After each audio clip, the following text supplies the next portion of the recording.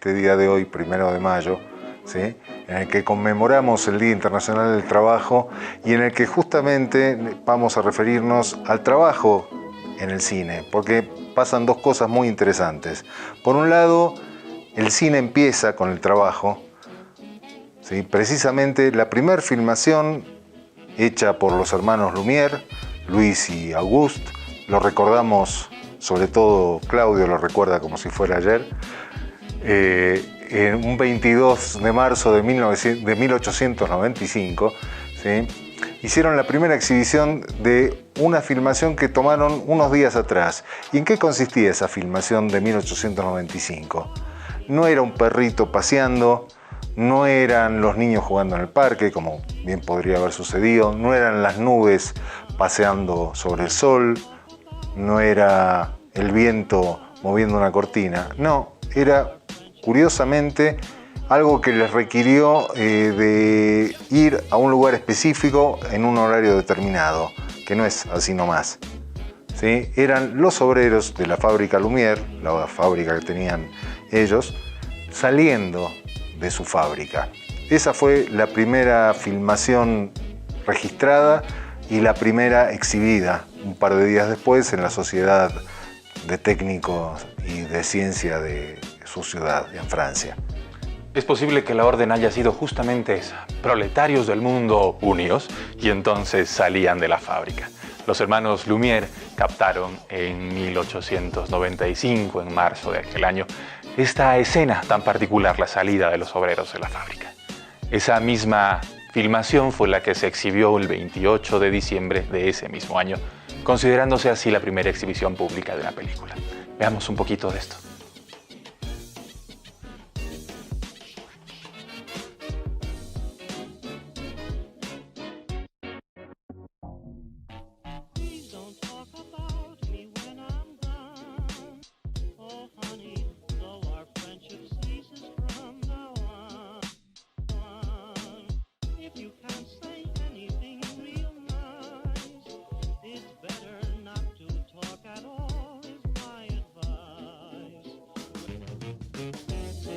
Unos años después de esa primera filmación de los hermanos Lumière, hay otra escena antológica en la historia del cine que también tiene mucho que ver con el trabajo, y es una con Charlie Chaplin en tiempos modernos.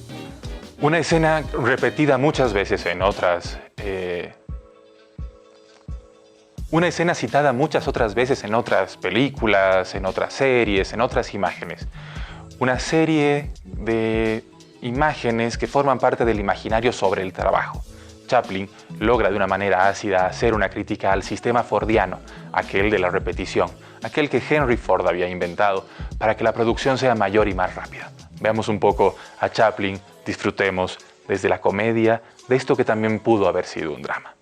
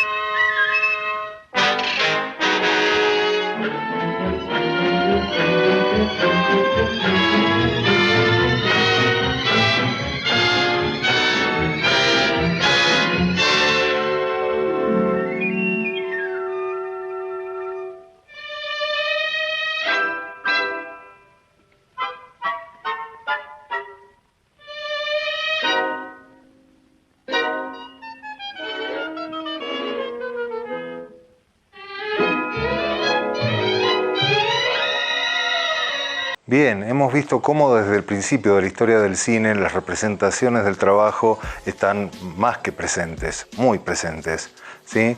Esto nos lleva más bien a preguntarnos del otro lado, ¿cómo es el trabajo en el cine?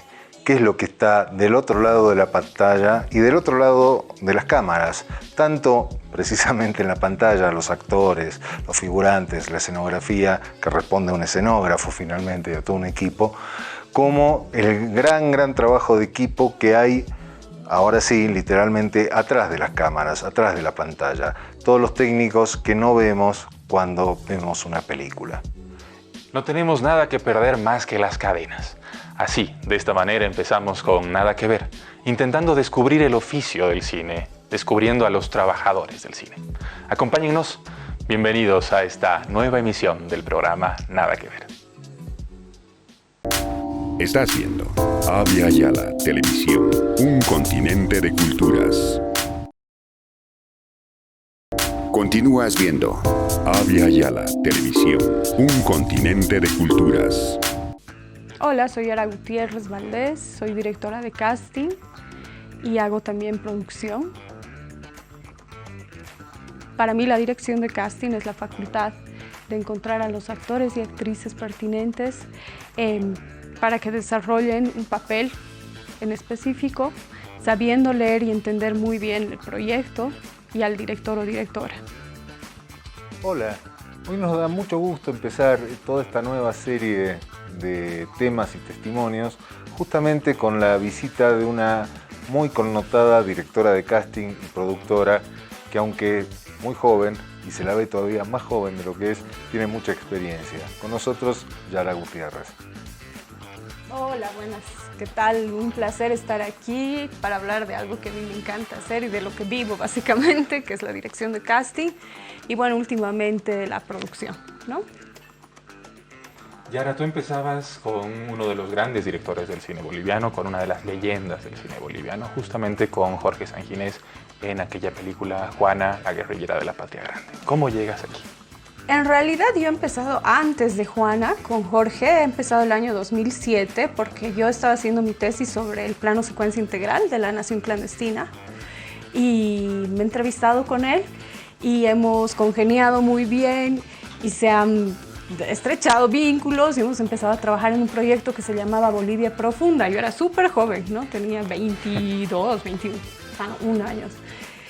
Y era un proyecto donde difundíamos sus películas e invitábamos a expertos en distintas materias para hablar de distintos temas que vayan surgiendo en cuanto a las preguntas del público, digamos, ¿no? Era un proyecto súper lindo que los llevábamos especialmente a las normales, pero tenía que ver básicamente con eso, con la difusión de sus películas y este intercambio con el público que él ha desarrollado durante varias décadas, ¿no? Y que a él le encanta. Entonces, ese ha sido mi primer trabajo en el cine. Ahora, volviendo un cachito al tema de casting. Venís trabajando mucho, hace poco has estado en varias de las películas o que ya se estrenaron recientemente o que están por, como Los Viejos Soldados o una que sí se estrenó, Cuidando al Sol. Sí. ¿Qué diferencias hay en tu área, en tu trabajo, al justamente hacer dirección de casting para alguien como Jorge Sanginés o alguien como Catalina Racine? Yo creo que más que la diferencia no se enfoca tanto en el director o directora, obviamente sí, ¿no? Un ópera primista es muy distinto a un director consagrado, obviamente. Incluso cuando tú te acercas a la gente y le dices es una película para Jorge o para Paolo, la gente responde de distinta forma que cuando le dices que es una película para una persona que está haciendo su ópera prima, ¿no? Y que no es conocida. Pero creo que, por ejemplo, con Jorge he trabajado 2 veces y los 2 proyectos tenían naturalezas distintas, ¿no? Entonces yo creo que los proyectos tienen vida propia, los proyectos tienen una naturaleza propia y esos son los que te van marcando, digamos, ¿no? Yo creo que, a ver, en cualquier área, cualquier jefe de área que sepa leer el proyecto, la naturaleza del proyecto y entender eso, y entender también las necesidades que plantea el director, tiene 50% del trabajo hecho, más en casting. Porque cuando haces eso, cuando tienes una visión clara sobre el proyecto, no estás ahí desgañitándote, digamos, ¿no? Buscando fallidamente cosas que no vas a encontrar, sino te enfocas en lo que realmente se necesita. Y creo que cada proyecto, como te digo, tiene una naturaleza propia, ¿no? Entonces, eso. Por ejemplo, mi socio, Paolo, trabaja mucho con actores, por ejemplo, de teatro popular, ¿no? Y él los dirige de forma tal que logra lo que él quiere, más allá de sus técnicas como actores, ¿no? Él logra sacar lo que él quiere del actor. Entonces yo he sabido leer eso y le he presentado actores que iban por esa línea, para Mi Socio 2, por ejemplo, ¿no? Y él, contento, agarrado, y los ha dirigido y ha logrado sacar del actor lo que él necesitaba. En caso de Catalina, por ejemplo, ella necesitaba trabajar con niñas de la isla, porque hemos hecho un casting en La Paz, buscando niñas acá, así con rasgos aymaras, ¿no? Pero la forma de caminar, la forma de hablar, la forma de mirar, de respirar de una niña de la isla es muy distinta a la de una niña de acá, por más que tengan rasgos similares, ¿no? Entonces necesitábamos trabajar con niñas de allá. He ido al colegio, Catalina ya tenía, y eso le contaba a Claudia un poquito, Catalina ya tenía fichadas algunas niñas, he ido, me he entrevistado con ellas, eran castings así interminables porque yo en una mañana podía hacer 2 castings, ¿no? Porque había que hacer que las niñas entiendan el diálogo, lo aprendan, no solo lo memoricen, sino lo aprendan y tal, y luego recién poder dirigir un poco el casting. Entonces era una cosa súper complicada, pero ha salido al final un producto súper lindo, ¿no? Ha valido la pena. Y Catalina también ha tenido muy buen ojo, porque como te digo, ella por ejemplo ya la tenía vista a Catherine, que es la menor, la más chiquita, y yo no la veía tan ahí, ¿no? Yo la veía muy dispersa, pero Catalina ha insistido, entonces he ido otra vez, le he vuelto a hacer casting y una tercera, y al final sí quedó, ¿no? Así, entonces, por eso te digo, cada proyecto tiene vida y una naturaleza propia. Hay un momento dentro de nuestro cine más contemporáneo que es Che, la de Soderbergh, que la filman en su segunda parte en Bolivia, y ahí Rodrigo Bellot va a ser el director de casting. Pensaba en esto por toda esta referencia que hacías de lo que habías hecho antes. Para ese momento Rodrigo ya era un director importante de cine. Pero el casting, en ese caso, en una producción internacional, se convierte en una herramienta para mostrar actores bolivianos. ¿Cómo entiendes tú esto de mostrar actores o actrices en función de la nacionalidad, de lo boliviano? ¿Existe esta condición, este condicionamiento? Sí, es bastante particular porque, por ejemplo, en La Entrega o en Muralla,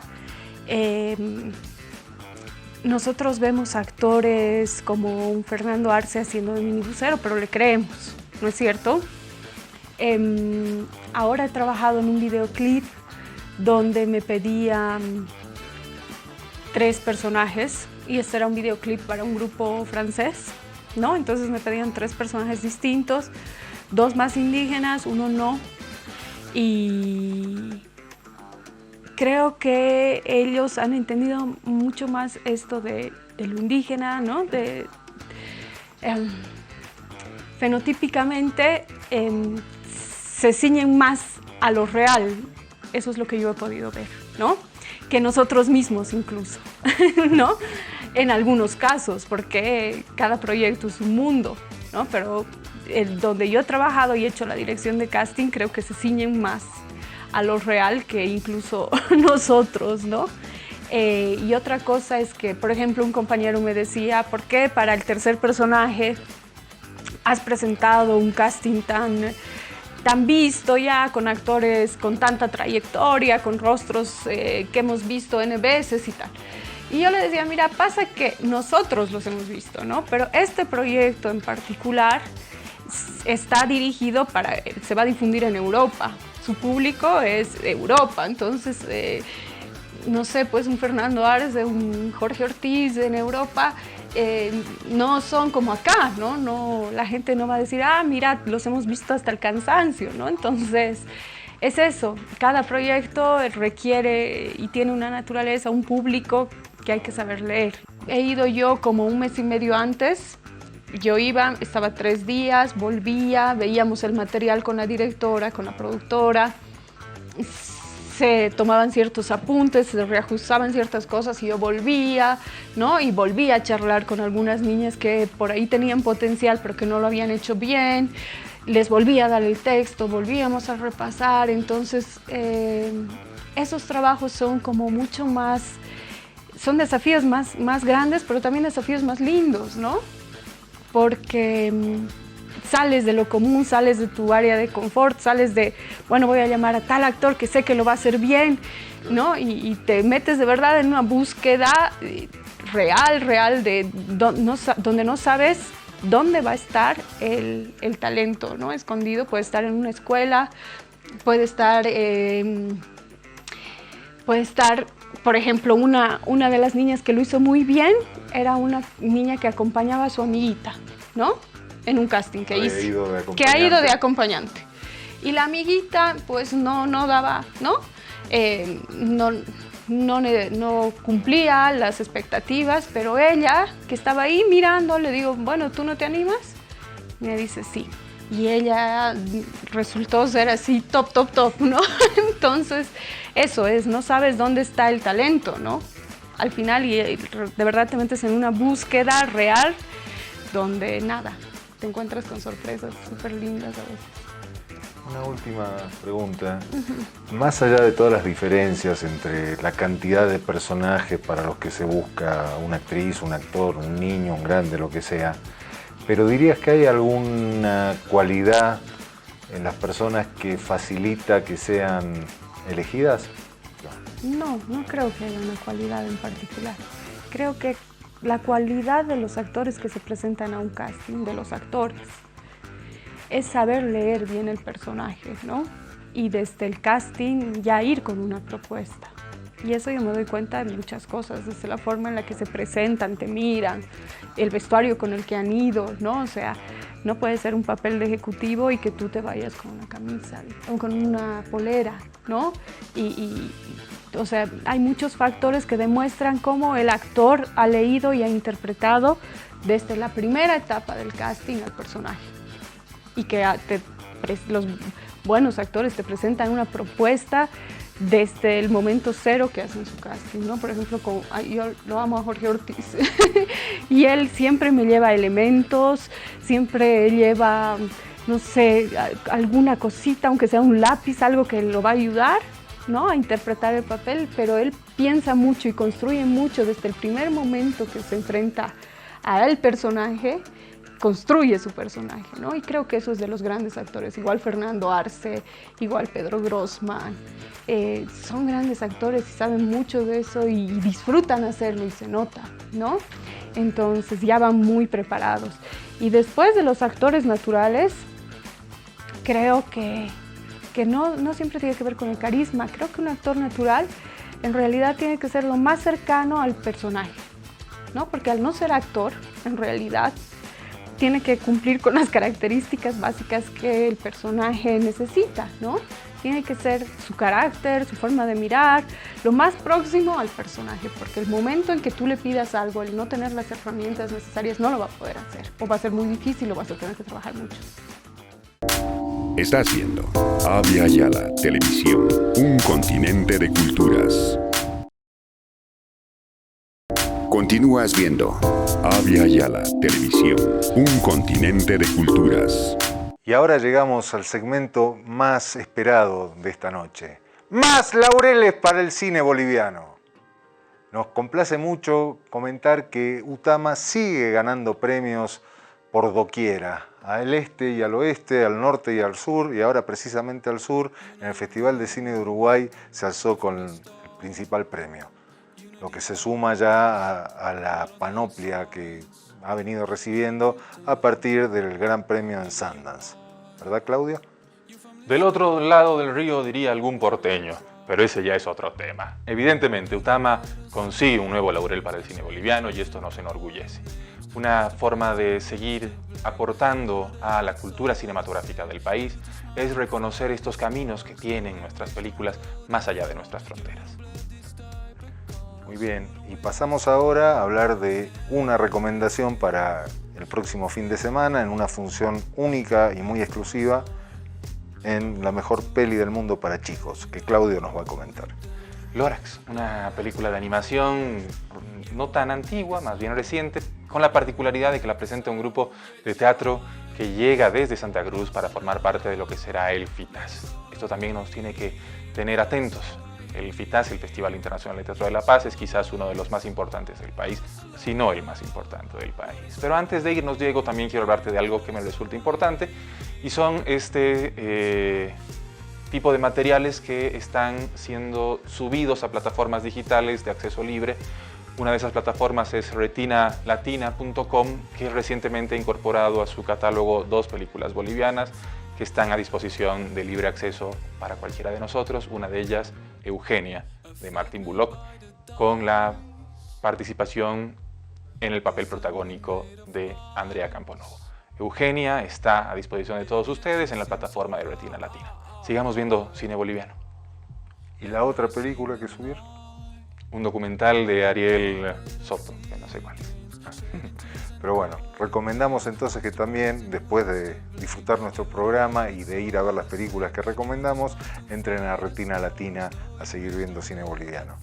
¿Nos despedimos? Sí, nos vamos. Chao. A seguir trabajando. En el Día del Trabajo. Y para cerrar este programa, queremos dejarte con un videoclip muy reciente, casi un estreno, donde no solo trabajó nuestra querida invitada Yara Gutiérrez, sino que implica los temas del trabajo, la explotación, el dinero y hasta la hoja de coca. Además, fue realizado por un equipo francés, con lo que podríamos sacar conclusiones sobre la mirada exotizante desde la metrópolis, etcétera, etcétera. Con lo que mejor, vámonos con la música.